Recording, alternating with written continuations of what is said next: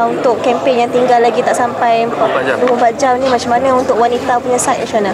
Okay, pertamanya saya nampak bahawa Alhamdulillah penerimaan pengundi untuk calon Barisan Nasional saya nampak begitu baik sekali lah.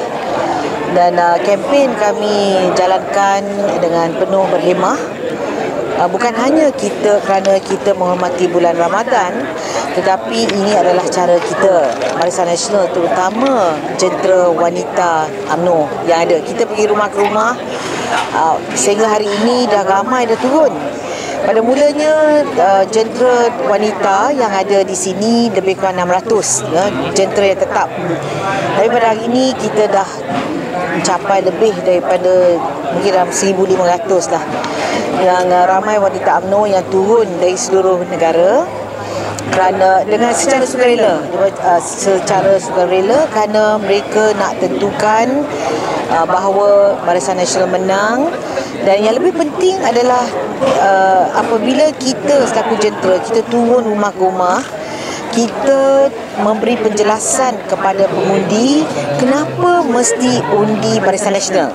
Itu yang mustahak, sebab kita nak bila undi itu diberi kepada Barisan Nasional, mereka mesti memahami kenapa saya beri undi kepada Barisan Nasional. Pertama, kerana kestabilan negara. Ini amat mustahak.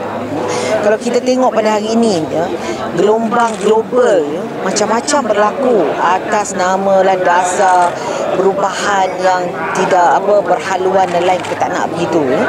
Yang kita nak perubahan secara sistematik, dan perubahan itu boleh berlaku di dalam Barisan Nasional itu sendiri. Jadi kita explain kepada mereka. Kedua, di Terengganu ini wanita kita ceritalah bagaimana mustahaknya Dewan Undangan Negeri itu mesti terdiri daripada Dewan Undangan Negeri yang kuat. Kita tak nak Dewan Undangan Negeri yang lemah, yang macam hang parlimen dia orang kata kan. Kerana mana-mana kerajaan yang kau tidak kuat, yang akan menjadi mangsa adalah rakyatnya. Jadi kita cerita kepada mereka kenapa pada hari ini ya, amat berbahaya kalau tidak diberi kepada Barisan Nasional, kerana untuk kestabilan negeri Terengganu biarlah ada kekuatan untuk Barisan Nasional.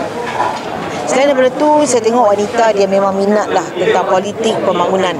Mereka gembira bila dengar benteng nak dibina, kerana ini bermakna bahawa suami mereka boleh dapat kerja, anak-anak muda mereka boleh balik memberi sumbangan, peningkatan pendapatan dan lain. Jadi saya nampak bahawa ada mereka rasa excited untuk masa hadapan di sini.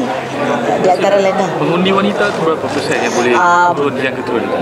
Kita ada lebih 49.9%, 49.9%, yang setengah half-half. Saya nak tentukan seramai mungkin yang turun. Tapi target kita bukan hanya wanita. Jentera wanita kita bertugas bukan hanya untuk pengundi wanita, tetapi untuk semua pengundi.